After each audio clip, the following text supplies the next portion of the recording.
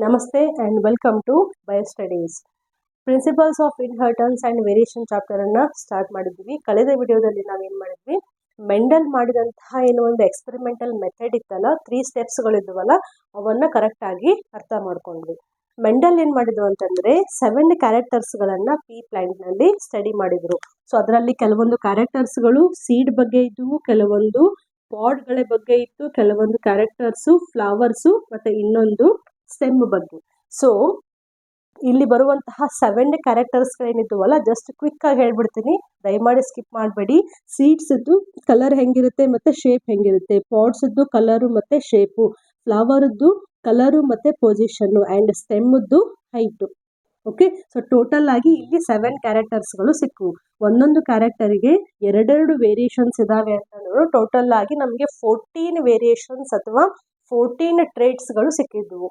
So Mendel ಏನು ಮಾಡಿದ್ರು ಅಂತಂದರೆ ಪೀ ಪ್ಲ್ಯಾಂಟ್ನಲ್ಲಿ ಈ 14 ಕ್ಯಾರೆಕ್ಟರ್ಸ್ಗಳ ಮೇಲೆ 14 ಟ್ರೇಟ್ಸ್ಗಳ ಮೇಲೆ 7 ಕ್ಯಾರೆಕ್ಟರ್ಸು 14 ವೇರಿಯೇಷನ್ಸು ಇವತ್ತನ್ನು ಅವರು ಕಂಟಿನ್ಯೂಸ್ ಆಗಿ 7 ಇಯರ್ಸ್ವರೆಗೂ ಸ್ಟಡಿ ಮಾಡಿದರು. ಆ್ಯಂಡ್ ಅಪ್ರಾಕ್ಸಿಮೇಟ್ಲಿ 7 ಇಯರ್ಸ್ನಲ್ಲಿ ಅವರು ಒಂದು 30,000 ಪೀ ಪ್ಲ್ಯಾಂಟ್ಸ್ಗಳನ್ನು ಬೆಳೆಸಿದ್ರಂತೆ ಅವರು ಎಕ್ಸ್ಪೆರಿಮೆಂಟ್ ಮಾಡಲಿಕ್ಕೆ. ಸೊ ಅಷ್ಟೊಂದು ಸಿವಿಯರ್ ಆಗಿ ಕುತೂಹಲಕಾರಿಯಾದಂತಹ ಅಥವಾ ಒಂದು ರೀತಿ ಕ್ಯೂರಿಯಾಸಿಟಿ, ಈ ಪ್ಲ್ಯಾಂಟನ್ನು ಈ ಪ್ಲ್ಯಾಂಟ್ ಜೊತೆ ಕ್ರಾಸ್ ಮಾಡಿದರೆ ಎಂತಹ ಪ್ಲ್ಯಾಂಟ್ಸ್ಗಳು ಮುಂದೆ ಹುಡ್ತವೆ ಅಂತ. ಸೊ ಕಂಟಿನ್ಯೂಸ್ ಆಗಿ 7 ಇಯರ್ಸ್ವರೆಗೂ ಅವರು ಎಕ್ಸ್ಪೆರಿಮೆಂಟ್ಸನ್ನು ಮಾಡಿದರು. ಇವತ್ತಿನ ವಿಡಿಯೋದಲ್ಲಿ ನಾವೇನು ಮಾಡೋಣ ಅಂತಂದರೆ, ಇಲ್ಲಿನ 7 ಕ್ಯಾರೆಕ್ಟರ್ಸ್ ಇದಾವಲ್ಲ, ಈ 7 ಕ್ಯಾರೆಕ್ಟರ್ಸ್ನಲ್ಲಿ ಒಂದು ಕ್ಯಾರೆಕ್ಟರನ್ನು ನಾವು ಚೂಸ್ ಮಾಡಿ ಆ ಕ್ಯಾರೆಕ್ಟರು ಹೆಂಗೆ ಜನ್ರೇಷನ್ ಟು ಜನ್ರೇಷನ್ನು ಪಾಸ್ ಆಗ್ತಾ ಇದೆ ಅಂತ ಸ್ಟಡಿ ಮಾಡೋಣ. ಕಳೆದ ವಿಡಿಯೋದಲ್ಲಿ ನಾನು ಮೆಂಡಲಿಯನ್ ಮೆಥಡ್ನಲ್ಲಿ 3 ಸ್ಟೆಪ್ಸ್ಗಳನ್ನು ಹೇಳಿದ್ದೆ. I hope you remember. ಮೊದಲನೇ ಸ್ಟೆಪ್ಪಲ್ಲಿ ಮೆಂಡಲ್ ಏನು ಮಾಡಿದ್ರು ಅಂತಂದರೆ ಟ್ರೂ ಬ್ರೀಡಿಂಗನ್ನು ಮಾಡಿ ಪ್ಯೂರ್ ಲೈನ್ ಆಫ್ ಪೇರೆಂಟ್ಸನ್ನು ಅವರು ಪ್ರೊಡ್ಯೂಸ್ ಮಾಡಿದರು. ಹೆಂಗೆ? By self pollination. ಸೊ ಇವಾಗ ನಿಮಗೆ ಯಾವ್ಯಾವ ಪ್ಲ್ಯಾಂಟ್ಸ್ಗಳ ಮಧ್ಯೆ ಕ್ರಾಸ್ ಮಾಡಬೇಕು ಅಂತ ಒಂದು ಐಡಿಯಾ ಇದೆ ಅಂತ ಅಂದ್ಕೊಳ್ಳಿ. ಫಾರ್ ಎಕ್ಸಾಂಪಲ್, ಒಂದು ಟಾಲ್ ಪ್ಲ್ಯಾಂಟ್ ಇದೆ, ಓಕೆ, ಪೀ ಪ್ಲ್ಯಾಂಟು, ಇನ್ನೊಂದು ಚಿಕ್ಕದಾದಂತಹ ಪೀ ಪ್ಲ್ಯಾಂಟ್ ಇದೆ. ಕಾನ್ಸೆಪ್ಟನ್ನು ಕರೆಕ್ಟಾಗಿ ಅರ್ಥ ಮಾಡ್ಕೋಬೇಕು. ಸೊ ನಿಮಗೇನು ಮಾಡೋಕ್ಕಿದೆ, ಈ ಟಾಲ್ ಪ್ಲ್ಯಾಂಟು ಮತ್ತು ಈ ಡಾರ್ಫ್ ಅಂದರೆ ಕುಳ್ಳುವಾಗಿರೋದು, ಹೈಟಲ್ಲಿ ಕಡಿಮೆ ಇರೋದು ಅಂತ ಅರ್ಥ. ಈ ಎರಡನ್ನ ನೀವು ಪೇರೆಂಟ್ಸ್ ಅಂತ ಸೆಲೆಕ್ಟ್ ಮಾಡಿದ್ದೀರಾ. ಸೊ ಫಸ್ಟ್ ನೀವೇನು ಮಾಡಬೇಕು, ಇವನ್ನ ಫಿಲ್ಟರ್ ಮಾಡ್ತಾ ಪ್ಯೂರ್ ಲೈನ್ ಮಾಡ್ಕೋಬೇಕು. ಹೆಂಗೆ? By true breeding. True breeding ಅಂದರೆ ಏನಂತ ಹೇಳಿದೆ, ಸಾಕಷ್ಟು ಜನ್ರೇಷನ್ಸ್ಗಳವರೆಗೆ ಈ ಪ್ಲ್ಯಾಂಟ್ಸ್ಗಳನ್ನು ಸೆಲ್ಫ್ ಪಾಲಿನೇಷನ್ ಮಾಡ್ತಾ ಹೋಗೋದು. ಇದರಿಂದ ಏನಾಗುತ್ತೆ, ಈ ಪ್ಲ್ಯಾಂಟ್ಸ್ನಲ್ಲಿ ಮೆಂಡಲಿಯನ್ ಟೈಮಲ್ಲಿ ನಿಮಗೆ ಜೀನ್ಸದ್ದು ಕಾನ್ಸೆಪ್ಟು, ಜೀನದ್ದು ಸ್ಟ್ರಕ್ಚರು, ಕಂಪೋಸಿಷನ್ನು ಏನೂ ಗೊತ್ತಿರಲಿಲ್ಲ. ಜಸ್ಟ್ ಮೆಂಡಲ್ಗೆ ಏನು ಗೊತ್ತಿತ್ತು, ಜನ್ರೇಷನ್ ಟು ಜನ್ರೇಷನ್ನು ಈ ಜೀವಿಗಳ ಮಧ್ಯೆ ಏನೋ ಒಂದು ಪಾಸ್ ಆಗ್ತಾ ಇದೆ, ಅದರಿಂದ ಕ್ಯಾರೆಕ್ಟರ್ಸ್ಗಳು ಎಕ್ಸ್ಪ್ರೆಸ್ ಆಗ್ತಾ ಇದ್ದಾವೆ, ಅದನ್ನು ಅವರು ಫ್ಯಾಕ್ಟರ್ಸ್ ಅಂತ ಕರೆದಿದ್ರು. So Mendel was very much sure. ಯಾವಾಗ ಅವರು ಪ್ಯೂರ್ ಲೈನ್ ಅಂತ ಹೇಳಿದ್ರಲ್ಲ, what does it mean pure line ಅಂತಂದರೆ, ಈ ಟಾಲ್ ಪ್ಲ್ಯಾಂಟನ್ನು ನೀವು ಸೆಲ್ಫ್ ಪಾಲಿನೇಷನ್ ಮಾಡಕ್ಕೆ ಬಿಟ್ಟರೆ ಅಲ್ಲಿ ಬಂದಂತಹ ಪೀಸ್ ಏನಿದಾವಲ್ಲ, ಇವನ್ನ ನೀವು ಭೂಮಿನಲ್ಲಿ ಹಾಕಿದರೆ ನೆಕ್ಸ್ಟ್ ಜನ್ರೇಷನ್ನಿನೂ ಆ ಸೀಡ್ಸಿಂದ ಟಾಲ್ ಪ್ಲ್ಯಾಂಟ್ಸ್ಗಳೇ ಬರಬೇಕು.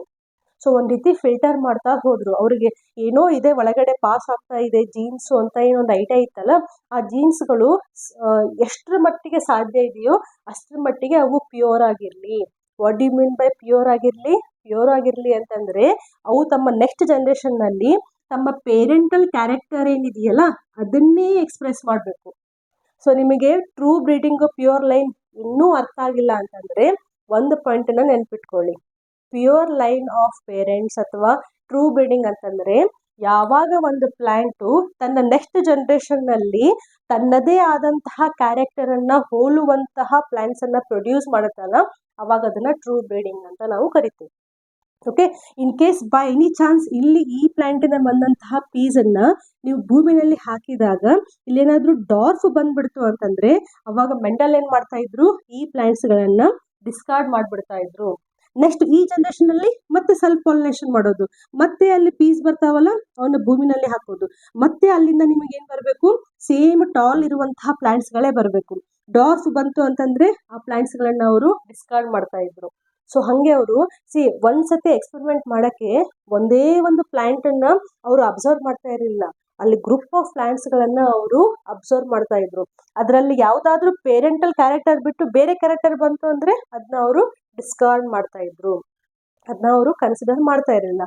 ಸೊ ಆ ರೀತಿ ಸೆಲ್ಫ್ ಪಾಲಿನೇಷನ್ ಮಾಡ್ತಾ ಮಾಡ್ತಾ ಕ್ಯಾರೆಕ್ಟರ್ಸ್ಗಳು ಪ್ಯೂರ್ ಆಗಲಿ, ಅವರಲ್ಲಿ ಏನೋ ಪಾಸ್ ಆಗ್ತಾ ಇದೆಯಲ್ಲ, ಆ ಪಾಸ್ ಆಗುವಂತಹ ಒಂದು ಫ್ಯಾಕ್ಟರು ಪ್ಯೂರ್ ಆಗಿರಲಿ, ಮಿಸ್ ಎಕ್ಸ್ಪ್ರೆಷನ್ ಅದು ಪ್ಯೂರ್ ಆಗಿರಲಿ, ಪೇರೆಂಟಲ್ ಕ್ಯಾರೆಕ್ಟರನ್ನೇ ಅದು ಎಕ್ಸ್ಪ್ರೆಸ್ ಮಾಡಲಿ ಅಂತ ಅವರು ಫಸ್ಟ್ ಏನು ಮಾಡಿದ್ರು, ಟ್ರೂ ಬ್ರೀಡಿಂಗ್ ಮಾಡಿದ್ರು. ಅದಾದ್ಮೇಲೆ ಅವ್ರು ಏನು ಮಾಡಿದ್ರು ಹೇಳ್ರಿ, ಕ್ರಾಸ್ ಪಾಲಿನೇಷನ್ ಮಾಡಿ ಹೈಬ್ರಿಡೈಸೇಷನ್ ಮಾಡಿದ್ರು.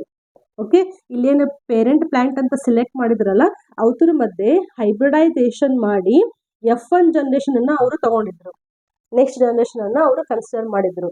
ಥರ್ಡ್ ಸ್ಟೆಪ್ ಅಲ್ಲಿ ಏನ್ ಮಾಡಿದ್ರು, F1 ಜನರೇಷನ್ ಅನ್ನ ಸೆಲ್ಫ್ ಪಾಲಿನೇಷನ್ ಮಾಡಿ ಈ ಗಾಟ್ F2 ಜನರೇಷನ್. ಓಕೆ, ಒಂದು ಪೇರೆಂಟ್ ಜನರೇಷನ್, ಅದರಿಂದ ನೆಕ್ಸ್ಟ್ ಇದು ಪೇರೆಂಟ್ಸ್ ಆದ್ರೆ ನೆಕ್ಸ್ಟ್ ಮಕ್ಕಳು ಹುಟ್ಟಿದ್ರು, ಮಕ್ಕಳಿಂದ ಮೊಮ್ಮಕ್ಕಳು ಹುಟ್ಟಿದ್ರು. ಸೊ ಈ ಸ್ಟೇಜ್ ವರೆಗೂ ಎಕ್ಸ್ಪೆರಿಮೆಂಟ್ಸ್ ಅನ್ನ ಮಾಡ್ತಾ ಇಲ್ಲಿ ಬಂದಂತಹ ರಿಸಲ್ಟ್ಸ್ಗೆ ಸ್ಟ್ಯಾಟಿಸ್ಟಿಕಲ್ ಮೆಥಡ್ ಅನ್ನ ಅವರು ಅಪ್ಲೈ ಮಾಡಿ ಕೆಲವೊಂದು ಕನ್ಕ್ಲೂಷನ್ಸ್ ಗಳನ್ನ ಕೊಟ್ಟರು. ಸೊ ಇದು ನಿಮಗೆ ರಿವಿಷನ್ ಆದ್ರೂ ಈ ಕಾನ್ಸೆಪ್ಟ್ ನಿಮಗೆ ತುಂಬಾ ನೀಟಾಗಿ ಅರ್ಥ ಆಗಿರಬೇಕು. ಆ್ಯಂಡ್ ಈ ಚಾಪ್ಟರ್ ಮುಗಿಯೋವರೆಗೂ ಒಂದು ರಿಕ್ವೆಸ್ಟ್ ಏನು ಅಂತಂದ್ರೆ, principles of inheritance and variation plus molecular basis of inheritance, ಇವೆರಡು ಚಾಪ್ಟರ್ ಹೆಂಗಿದಾವಂದ್ರೆ ಇಲ್ಲಿ ಎಷ್ಟು ಎಕ್ಸ್ಪ್ಲೇಷನ್ ಕೊಟ್ಟರು ಕಡಿಮೆನೆ. ಯಾಕಂದರೆ ಕಾನ್ಸೆಪ್ಟ್ಗಳು ತುಂಬ ಬೇಸಿಕ್ ಲೆವೆಲಿಗೆ, ಮೈನ್ಯೂಟ್ ಲೆವೆಲಿಗೆ ಇದ್ದಾವೆ. ಸೊ ಇಲ್ಲಿ ಎಕ್ಸ್ಪ್ಲೇಷನ್ ತುಂಬ ಕೊಡಬೇಕಾಗುತ್ತೆ ನಾನು ಎಕ್ಸ್ಪ್ಲೇನ್ ಮಾಡಬೇಕಾದ್ರೆ. ಅಟ್ ದ ಸೇಮ್ ಟೈಮ್ ಇಲ್ಲಿ ರಿಪ್ರೆಸೆಂಟ್ ಮಾಡೋದು, ಬೋರ್ಡ್ ಮೇಲೆ ಬರೆಯೋದು ಜಾಸ್ತಿ ಇರುತ್ತೆ. ಸೊ ಸ್ವಲ್ಪ ಸ್ಕಿಪ್ ಮಾಡದೆ ಪೇಷನ್ಸಿಂದ ನೋಡಿ. ಒಂದೇ ಒಂದು ಲೈನನ್ನು ನೀವು ಸ್ಕಿಪ್ ಮಾಡಿದ್ರು ಅದ್ರ ನೆಕ್ಸ್ಟ್ ಕನೆಕ್ಷನ್ ಆದ ಪಾಯಿಂಟ್ ನಿಮಗೆ ಅರ್ಥ ಆಗಲ್ಲ. So coming back to the monohybrid cross, ಇದು ಮೆಥಡ್ ಅಂತ ಗೊತ್ತಿದೆ. ಇದೇ ಮೆಥಡನ್ನು ನಾವಿವಾಗ ಅಪ್ಲೈ ಮಾಡಬೇಕು. ನಾವು what you mean by monohybrid cross, ಇಲ್ಲಿ ನಮಗೆ 7 ಕ್ಯಾರೆಕ್ಟರ್ಸ್ಗಳು ಇದ್ವಲ್ಲ, ಈ 7 ಕ್ಯಾರೆಕ್ಟರ್ಸ್ನಲ್ಲಿ ಒಂದೇ ಒಂದು ಕ್ಯಾರೆಕ್ಟರನ್ನು ಕನ್ಸಿಡರ್ ಮಾಡಿ ಅದು ಹೆಂಗೆ ಆ character generation to generation pass ಆಗ್ತಾ ಇದೆ ಅಂತ ಸ್ಟಡಿ ಮಾಡೋದು. So monohybrid cross, it is a cross between the plants which are differing in a single character. So ನಾವು ಯಾವಾಗ ಒಂದು ಕ್ರಾಸ್ ಮಾಡಲಿಕ್ಕೆ ಡಿಸೈಡ್ ಮಾಡ್ತೀವಲ್ಲ, ಅವಾಗ ಪೇರೆಂಟ್ಸ್ಗಳನ್ನು ಚೂಸ್ ಮಾಡ್ತೀವಿ. ಈ ಪೇರೆಂಟ್ಸ್ನಲ್ಲಿ ನಿಮಗೆ ಕಣ್ಣಿಗೆ ಕಾಣಿಸ್ಲಿಕ್ಕೆ ಒಂದು ಸಾವಿರಾರು ಕ್ಯಾರೆಕ್ಟರ್ಸ್ ಇರ್ಬೋದು. ಇದರಲ್ಲಿ ಕಲರ್ ಬೇರೆ ಇರ್ಬೋದು, ಫ್ಲವರ್ದು ಇದರಲ್ಲಿ ಬೇರೆ ಇರ್ಬೋದು, ಸೀಡ್ ಬೇರೆ ಇರ್ಬೋದು, ಅದ್ರದ್ದು ಲೀಫ್ ಬೇರೆ ಇರ್ಬೋದು, ಏನು ಬೇಕಾದಿರ್ಬೋದು.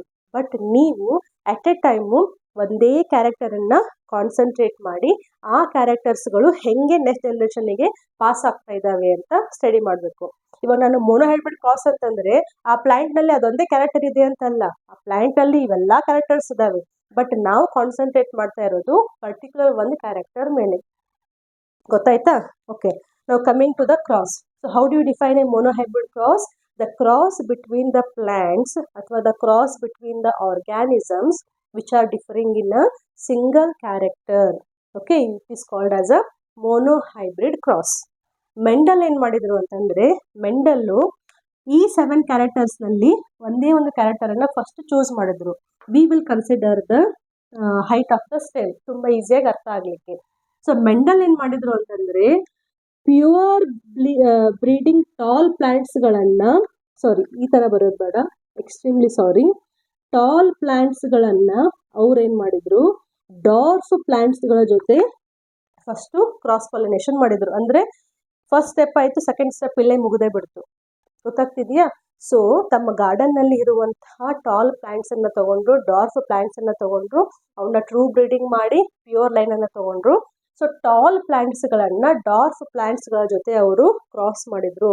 ಕ್ರಾಸ್ ಅಂದರೆ ಏನಂತ ಹೇಳಿದೆ ನಾನು, ಒಂದು ಪ್ಲಾಂಟಿದ್ದು ಪೋಲನ್ ಗ್ರೇನ್ಸನ್ನು ತೊಗೊಂಡು ಇನ್ನೊಂದು ಪ್ಲಾಂಟದ್ದು ಫಿಮೇಲ್ ರಿಪ್ರೊಡಕ್ಟಿವ್ ಸಿಸ್ಟಮ್ ಸ್ಟಿಗ್ಮಾ ಮೇಲೆ ಡಸ್ಟಿಂಗ್ ಮಾಡಿ ಅಲ್ಲಿ ಅದು ಫರ್ಟಿಲೈಸೇಷನ್ ಆಗಲಿಕ್ಕೆ ಬಿಡೋದು. ಸೊ ಇವೆರಡರ ಮಧ್ಯೆ ಏನು ಪಾಲಿನೇಷನ್ ಆಯ್ತಲ್ಲ, ಅವಾಗ ಬಂದಂತಹ ಏನು ಸೀಡ್ಸ್ಗಳಿದ್ವಲ್ಲ, ಬೀಜಗಳು, ಅವನ್ನ ನೆಲದಲ್ಲಿ ಹುಟ್ಟಿಸಿ ಅಲ್ಲಿ ಬಂದಂತಹ ಪ್ಲಾಂಟ್ಸ್ಗಳನ್ನು ನೆಕ್ಸ್ಟ್ ಜನ್ರೇಷನ್ ಅವನ್ನ F1 ಜನರೇಷನ್ ಅಂತ ಕರೆದ್ರು, first filial generation.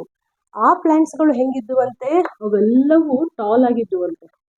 Okay, just observation first ಅವ್ರು ಏನೇನು ಮಾಡಿದ್ರು ಅಂತ. ನೆಕ್ಸ್ಟ್ ಸ್ಟೆಪ್ಪಲ್ಲಿ ಏನು ಮಾಡಬೇಕು, F1 into F1 self pollination ಆಗಬೇಕಲ್ಲ. ಸೊ ನೆಕ್ಸ್ಟ್ ಏನು ಮಾಡಿದ್ರು, ಈ ಟಾಲ್ ಪ್ಲಾಂಟ್ಸ್ಗಳನ್ನು ಅದೇ ಸೇಮ್ ಟಾಲ್ ಪ್ಲಾಂಟ್ನಲ್ಲಿ ಅವರು F1 ಇಂಟು F1 ಅಂದರೆ ಸೆಲ್ಫ್ ಪಾಲಿನೇಷನ್ ಮಾಡಲಿಕ್ಕೆ ಬಿಟ್ಟರು. ಸೊ F1 ಅಲ್ಲಿ ಏನು ಪ್ಲಾಂಟ್ಸ್ಗಳು ಬಂದಿದ್ವಲ್ಲ ಅವನ್ನ ಸೆಲ್ಫ್ ಪಾಲಿನೇಷನ್ ಆಗಲಿಕ್ಕೆ ಬಿಟ್ಟರು. ಸೆಲ್ಫ್ ಪಾಲಿನೇಷನ್ ಆದಮೇಲೆ ಮತ್ತೆ ಬೀಜ ಬಂತು. ಆ ಬೀಜವನ್ನು ಅವ್ರು ಮತ್ತೆ ನೆಲದಲ್ಲಿ ಹಾಕಿ ಪ್ಲಾಂಟ್ಸ್ಗಳನ್ನು ಬೆಳೆಸಿದ್ರು.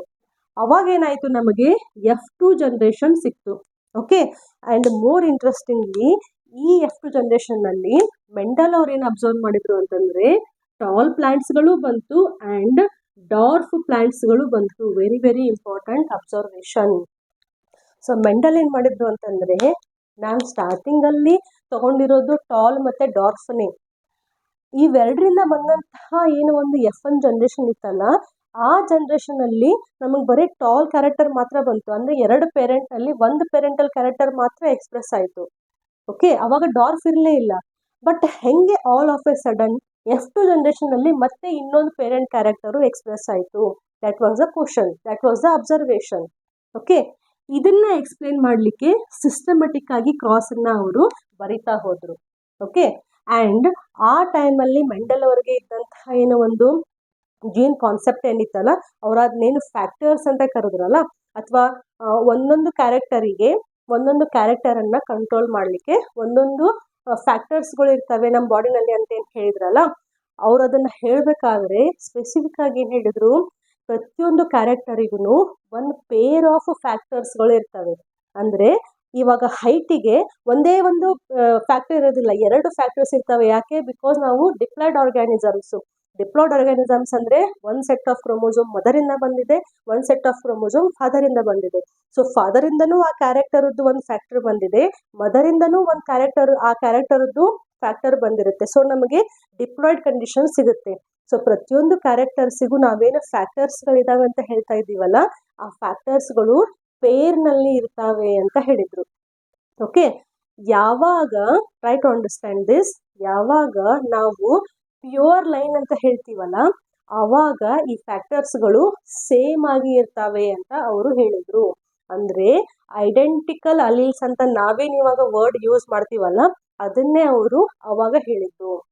ಮ್ಯಾಮ್ ಸ್ವಲ್ಪ ಕನ್ಫ್ಯೂಸ್ ಆಗ್ತಾ ಇದೆ, ಅರ್ಥ ಆಗ್ತಾ ಇಲ್ಲ ಅಂತಂದರೆ ಡೋಂಟ್ ವರಿ, ಇಲ್ಲಿ ಎಕ್ಸ್ಪ್ಲನೇಷನ್ ಮಾಡ್ತಾ ನಾನು ಹೋಗ್ತೀನಿ. ಸೊ ಫಸ್ಟ್ ನಾವೇನು ಮಾಡೋಣ ಅಂತಂದರೆ, ಪೇರೆಂಟ್ 1 ಫಿನೋಟೈಪ್.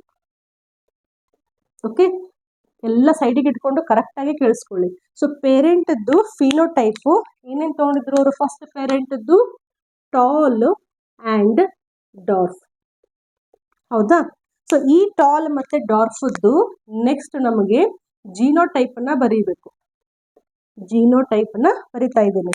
ಓಕೆ, ಈ ಫ್ಯಾಕ್ಟರ್ಸ್ಗಳೇನಿದಾವಲ್ಲ, ಅಥವಾ ಜೀನ್ಸ್ ಅಂತ ನಾವು ಏನು ಹೇಳ್ತೀವಿ, ಅಲೀಲ್ಸ್ ಅಂತ ಏನು ಹೇಳ್ತೀವಲ್ಲ, ಇವನ್ನ ರಿಪ್ರೆಸೆಂಟ್ ಮಾಡಲಿಕ್ಕೆ ಅಲ್ಫಾಬೆಟ್ಸ್ಗಳ ಸಹಾಯವನ್ನು ತಗೊಂಡ್ರು. ನಾವು ಸೆಕೆಂಡ್ ವಿಡಿಯೋದಲ್ಲಿನೂ ಡಾಮಿನೆಂಟ್ ಮತ್ತು ರಿಸೆಸಿವ್ ಅಲೀಲ್ ಅಂತ ಎಕ್ಸ್ಪ್ಲನೇಷನ್ ಮಾಡಿದ್ದೀನಲ್ಲ, ಆ ವಿಡಿಯೋವನ್ನು ಇನ್ನೂ ಒಂದ್ಸತಿ ರಿವೈಸ್ ಮಾಡಿ. ಒಂದು ಕ್ಯಾರೆಕ್ಟರಿಗೆ ಒಂದು ಅಲೀಲ್ ಅಂತ ನಾವು ಕನ್ಸಿಡರ್ ಮಾಡಿದ್ರು, ಯಾವಾಗ ಒಂದು ಕ್ಯಾರೆಕ್ಟರು ಡಾಮಿನೆಂಟ್ ಇರುತ್ತಲ್ಲ ಅದನ್ನು ಕ್ಯಾಪಿಟಲ್ ಲೆಟರಿಂದ ಬರೆದ್ವಿ.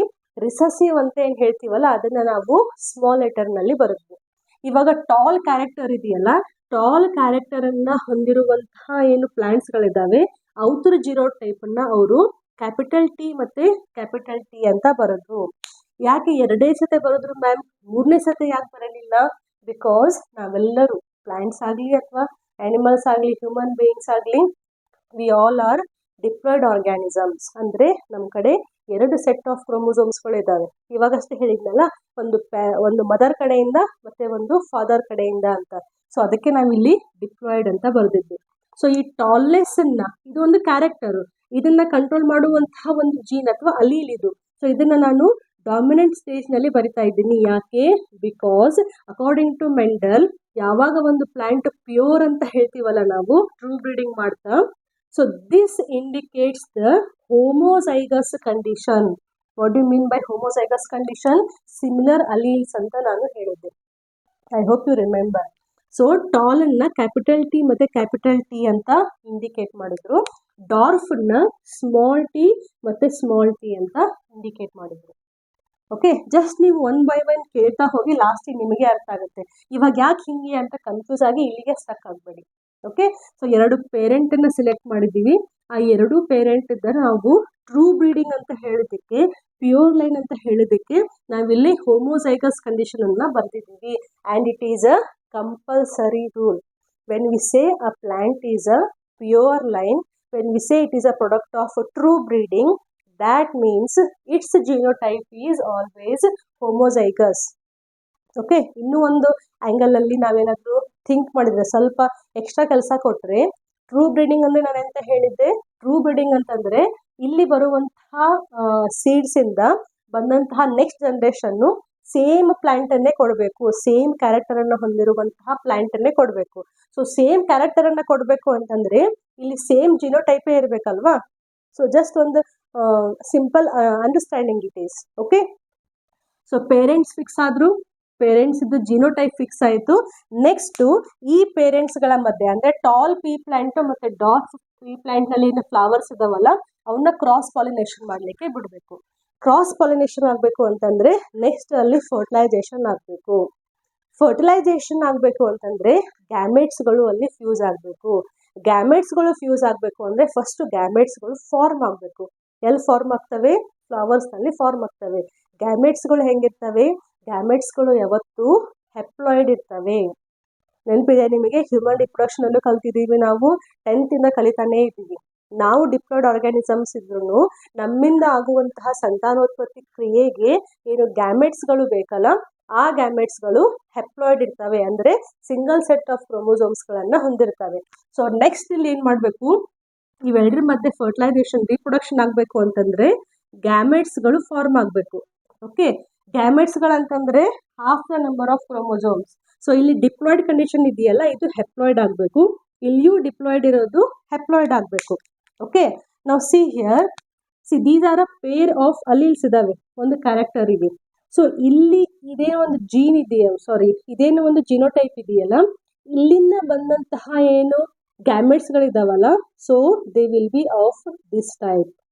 ಓಕೆ, ಇದನ್ನು ನೀವು ಜಸ್ಟ್ ಕಟ್ ಮಾಡಿ ಡಿಪ್ಲಾಯ್ಡ್ ಇದ್ದಿದ್ದನ್ನ ಹೆಪ್ಲಾಯ್ಡ್ ಕಂಡೀಷನಿಗೆ ತೊಗೊಂಡು ಬಂದರೆ ದೀಸ್ ಆರ್ ದ ಗ್ಯಾಮೆಟ್ಸ್. ಇವು ಮೇಲ್ ಗ್ಯಾಮೆಟ್, ಇವು ಫಿಮೇಲ್ ಗ್ಯಾಮೆಟ್ ಅಂತ ಇಮ್ಯಾಜಿನ್ ಮಾಡಿ. ಸೊ ಇಲ್ಲಿಯೂ ಕೂಡ ಗ್ಯಾಮೆಟ್ಸ್ಗಳು ಏನು ಫಾರ್ಮ್ ಆಗ್ತಾವಲ್ಲ, this is one type gamete, this is one type of gamete.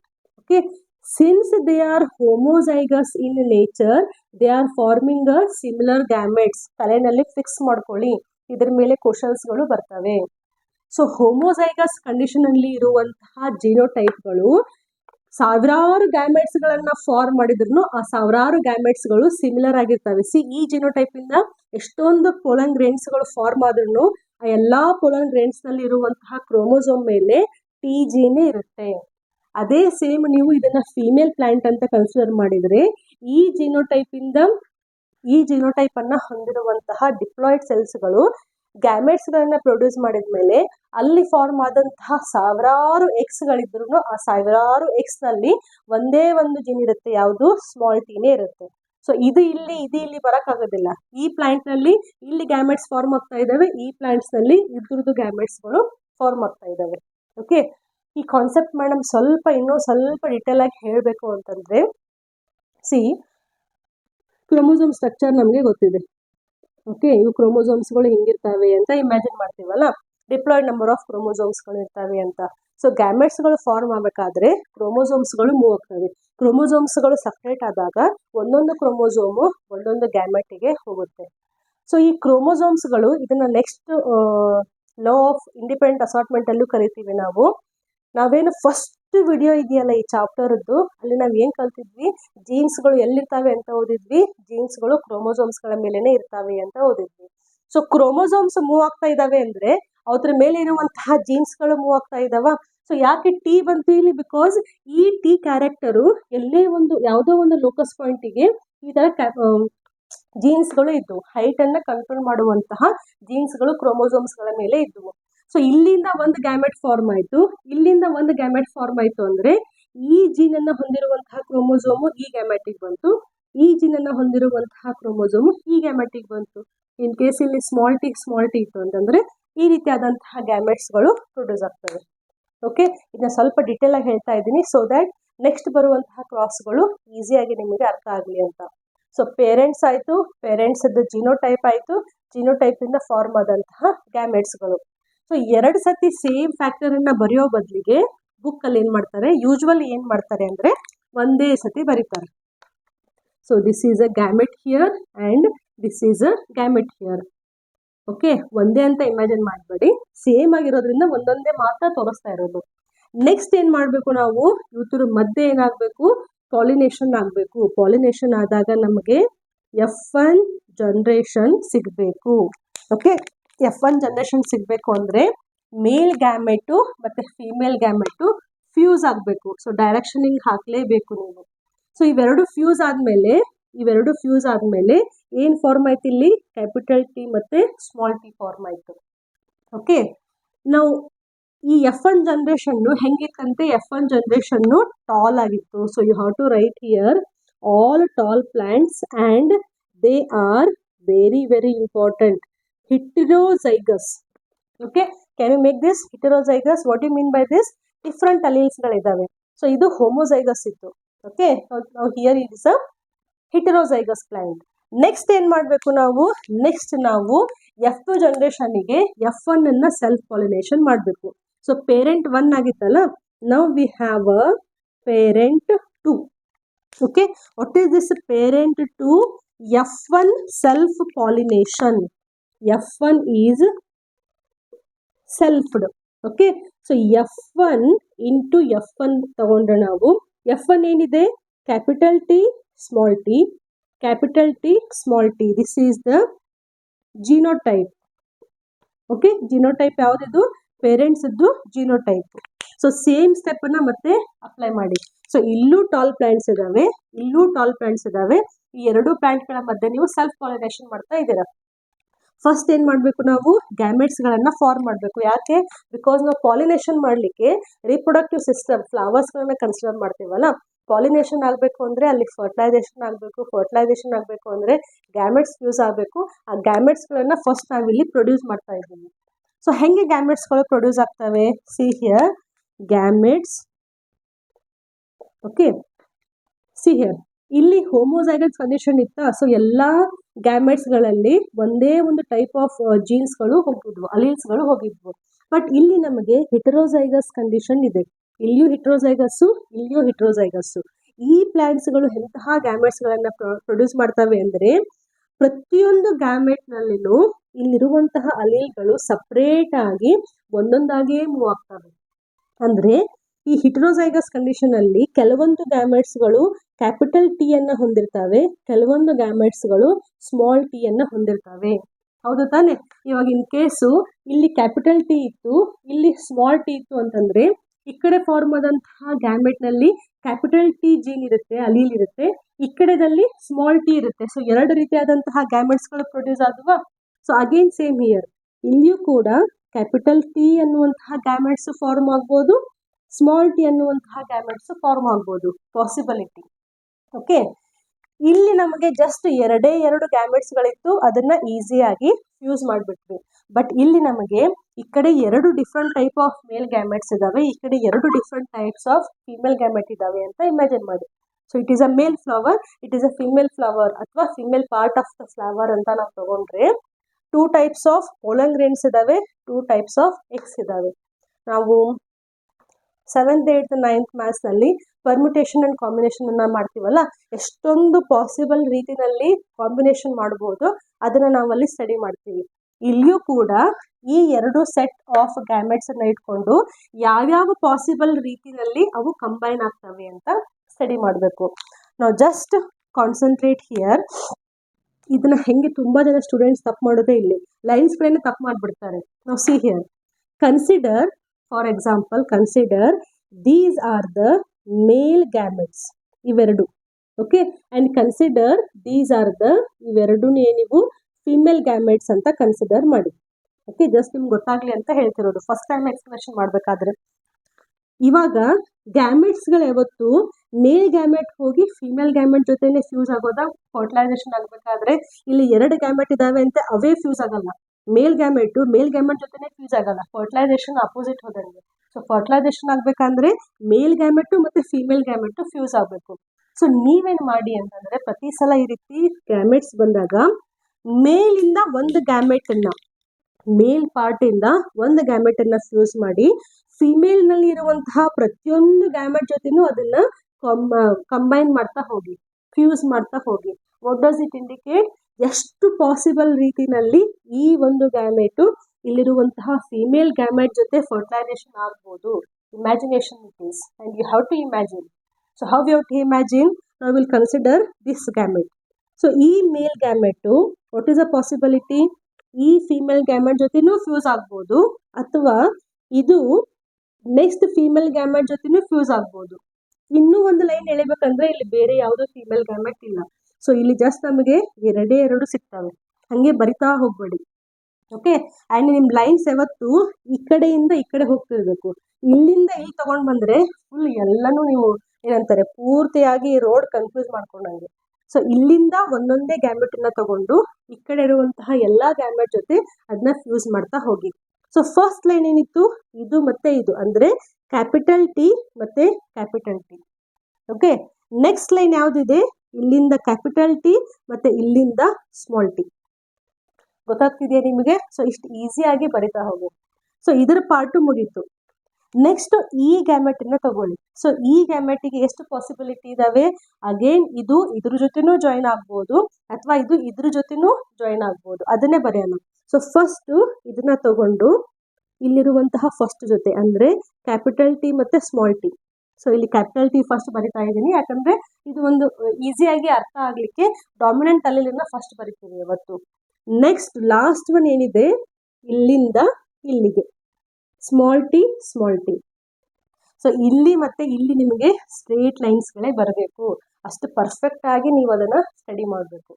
So ನಾವೇನು ಮಾಡಿದ್ವಿ, ಇಲ್ಲಿರುವಂತಹ ಎರಡು ಗ್ಯಾಮೆಟು ಇಲ್ಲಿರುವಂತಹ ಎರಡು ಗ್ಯಾಮೆಟನ್ನು ಕಂಬೈನ್ ಮಾಡ್ತಾ ಹೋದ್ವಿ.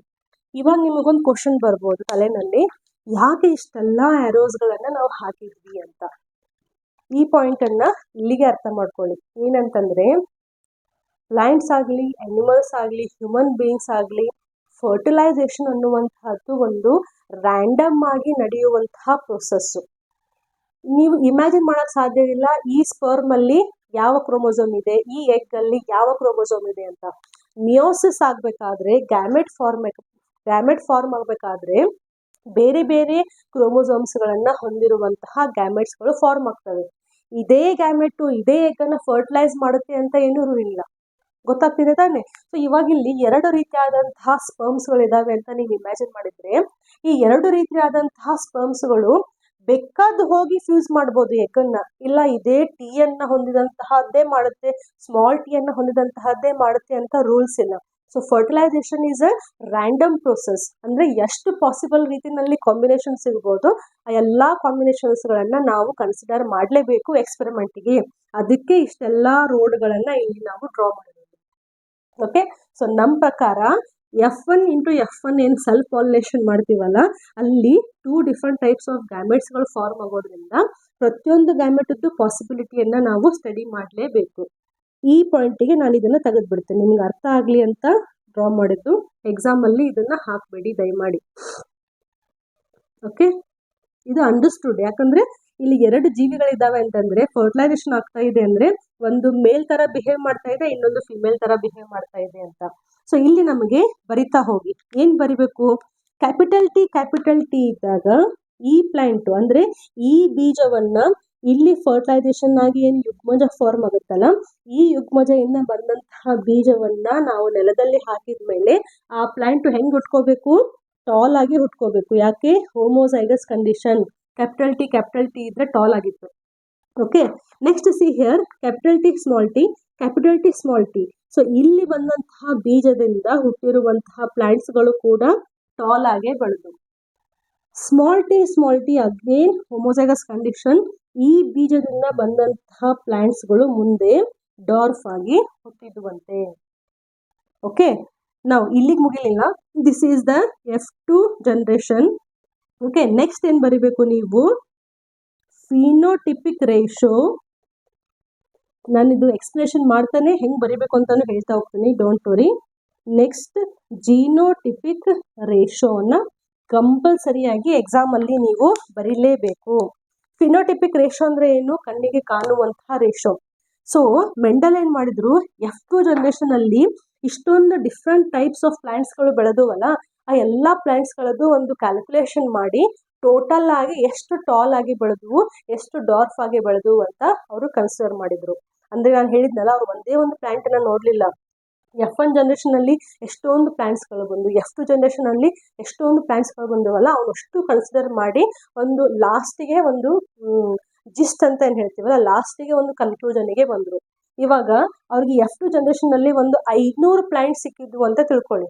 ಅಂದ್ರೆ 500 ಬೀಜಗಳ ಸಿಕ್ಕಿ 500 ಬೀಜಗಳನ್ನ ಬೆಳೆಸಿದ ಮೇಲೆ 500 ಪ್ಲಾಂಟ್ಸ್ಗಳು ಬಂದು, ಆ 500 ಪ್ಲಾಂಟ್ಸ್ ನಲ್ಲಿ see here phenotypic ratio tall ಆಗಿ ಎಷ್ಟು ಬೆಳೆದ್ವು ಇಲ್ಲಿ, ಸಿ 1 2 3 4 ಡಿಫ್ರೆಂಟ್ ಟೈಪ್ಸ್ ಆಫ್ ಪ್ಲಾಂಟ್ಸ್ಗಳು ಇದ್ದಾವೆ.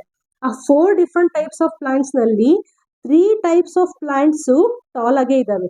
1 2 3. Are you getting this point?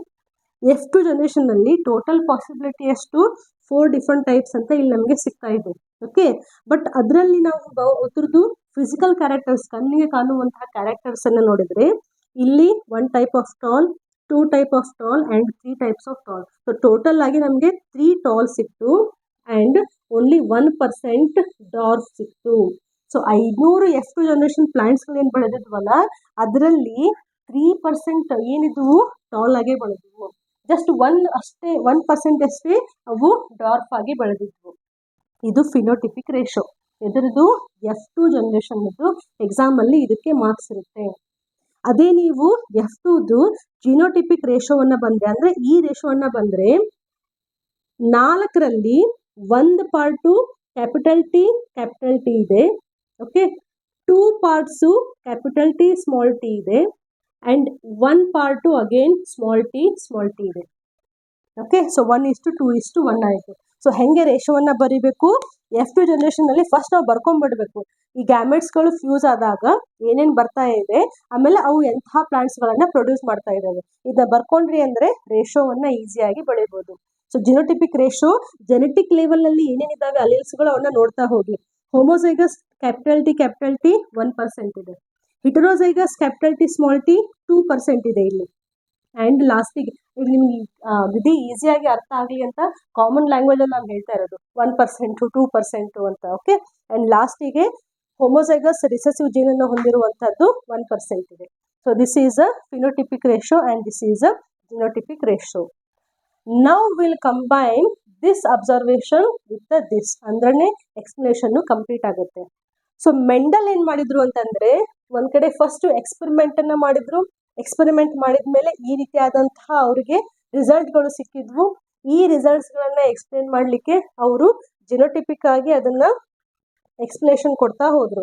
ಯಾವಾಗ ಇಲ್ಲಿ ಟಾಲ್ ಅಂದ್ರೆ ಹೋಮೋಸೈಗಸ್ ಇರುತ್ತೆ, ಡಾರ್ಫ್ ಅಂದ್ರೆ ಅಗೇನ್ ಹೋಮೋಸೈಗಸ್ ರಿಸೆಸಿವ್ ಇರುತ್ತೆ ಅಂತ.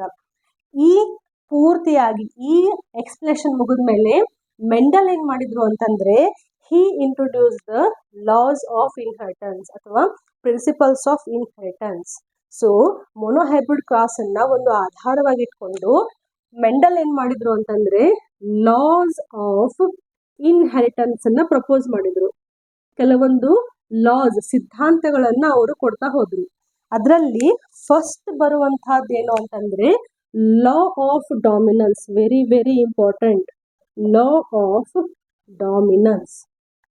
ಓಕೆ, ಮೆಂಡಲ್ ಏನ್ ಹೇಳಿದ್ರು ಅಂತಂದ್ರೆ, ಇದೆಲ್ಲ ಮುಗಿದ್ಮೇಲೆ ಅಬ್ಸರ್ವೇಷನ್ ಎಲ್ಲ ಮುಗಿದ್ಮೇಲೆ ಮೆಂಡಲ್ ಏನ್ ಹೇಳಿದ್ರು ಅಂತಂದ್ರೆ, he proposed law of dominance. What do you mean by law of dominance? ಇದಕ್ಕೆ ಮತ್ತೆ ಅವರೇ ಎಕ್ಸ್ಪ್ಲೇಷನ್ ಕೊಟ್ರು. ಏನ್ ಕೊಟ್ರು ಅಂತಂದ್ರೆ, ಪ್ರತಿಯೊಂದು characters, each character is controlled by the discrete units called as factors. ಅವಾಗ ಜೀನ್ ಅಂತ ಇರಲಿಲ್ಲ. ಓಕೆ, ಸೊ ಮೆಂಡಲ್ ಏನ್ ಹೇಳಿದ್ರು, ಪ್ರತಿಯೊಂದು ಕ್ಯಾರೆಕ್ಟರ್ ಅನ್ನ ಕಂಟ್ರೋಲ್ ಮಾಡ್ಲಿಕ್ಕೆ ಜೀನ್ಸ್ಗಳು ಇರ್ತವೆ, ಅಂದ್ರೆ ಯೂನಿಟ್ಸ್ಗಳು ಇರ್ತವೆ. ಆ ಯೂನಿಟ್ ಅನ್ನ ಅವರು ಫ್ಯಾಕ್ಟರ್ಸ್ ಅಂತ ಕರೆದ್ರು. ಸೆಕೆಂಡ್ ಏನ್ ಹೇಳಿದ್ರು, these factors they always appear in a peer. ಎರಡು ಇರ್ತವೆ, ಪೇರಲ್ಲಿ ಇರ್ತವೆ ಅಂತ. ಸೊ ನಿಮ್ಗೆ ಜಸ್ಟ್ ಅರ್ಥ ಆಗ್ಲಿ ಅಂತ, ಇವಾಗ ಕ್ಯಾಪಿಟಲ್ ಟಿ ಒಂದು ಜೀನ್ ಅಥವಾ ಫ್ಯಾಕ್ಟರ್ ಅಂತ ಅನ್ಕೊಂಡ್ರೆ they always appear in a peer. Second point ಹೇಳಿದ್ದು. ಥರ್ಡ್ ಪಾಯಿಂಟ್ ಏನ್ ಹೇಳಿದ್ರು ಅಂತಂದ್ರೆ, ನಾವು ಯಾವಾಗ ಇಲ್ಲಿ ಪೇರ್ ಅಂತ ಹೇಳ್ತೀವಲ್ಲ, ಆ ಪೇರ್ನಲ್ಲಿ ಡಿಸ್ಸಿಮಿಲರ್ ಫ್ಯಾಕ್ಟರ್ಸ್ಗಳು ಏನಾದ್ರು ಇದ್ದು ಅಂತಂದ್ರೆ, ಫ್ಯಾಕ್ಟರ್ಸ್ ಅಂದ್ರೆ ಇವಾಗಿನ ಜೀನ್ಸ್. ಸೊ ಡಿಸ್ಸಿಮಿಲರ್ ಫ್ಯಾಕ್ಟರ್ಸ್ಗಳು ಇದ್ದು ಅಂತಂದ್ರೆ ಅದರಲ್ಲಿ ಒಂದು ಫ್ಯಾಕ್ಟರು ಡಾಮಿನೆಂಟ್ ಆಗಿರುತ್ತೆ.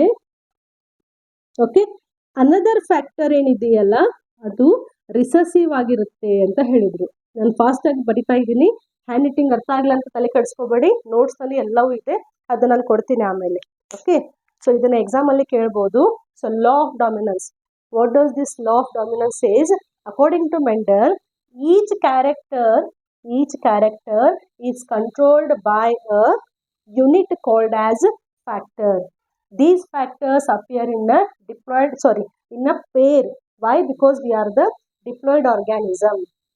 When in this pair, if the factors are dissimilar, ಇಲ್ಲಿ ಬರಲ್ಲ, ಯಾಕಂದ್ರೆ ಇವೆರಡು ಸಿಮಿಲರ್ ಆಗೇ ಇದಾವೆ ಫ್ಯಾಕ್ಟರ್ಸ್ಗಳು. ಬಟ್ ಅದೇ ನೀವು ಇಲ್ಲಿ ಬನ್ನಿ, okay, F1 generation, such a beautiful concept. See here, F1 ಜನರೇಷನ್ಗೆ ಬಂದ್ರೆ ನೀವು ಡಿಸಿಮಿಲರ್ ಇದಾವೆ ತಾನೆ, ಫ್ಯಾಕ್ಟರ್ಸ್ ಬೇರೆ ಬೇರೆ ಇದಾವೆ.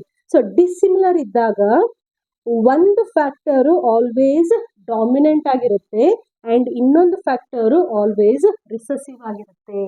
ನೀವು ಹೆಂಗೆ ಎಕ್ಸ್ಪ್ಲೇನ್ ಮಾಡ್ಬೋದು? When there is a heterozygous condition, heterozygous ಅಂದ್ರೆ ಡಿಸಿಮಿಲರ್ ಅಂತಾನೆ ಅರ್ಥ, ಬೇರೆ ಬೇರೆ factors. When the factors or alleles are in a heterozygous condition, one of them will always dominates over the other. What do you mean by this dominate? Ma'am ಅವಾಗಿಂದ ಹೇಳ್ತಾ ಇದ್ದೀರಾ dominant ಅಂದರೆ, ಹಂಗಂದ್ರೆ ಏನು? Dominant in the sense this gene will not allow this allele to express. ಗೊತ್ತಾಗ್ತಿದೆಯಾ? So ಇಲ್ಲೊಂದು factor ಇದೆ, ಇಲ್ಲೊಂದು ಫ್ಯಾಕ್ಟರಿ ಇದೆ, ಎರಡು ಬೇರೆ ಬೇರೆ ಫ್ಯಾಕ್ಟರ್ಸ್ ಇದ್ದಾವೆ.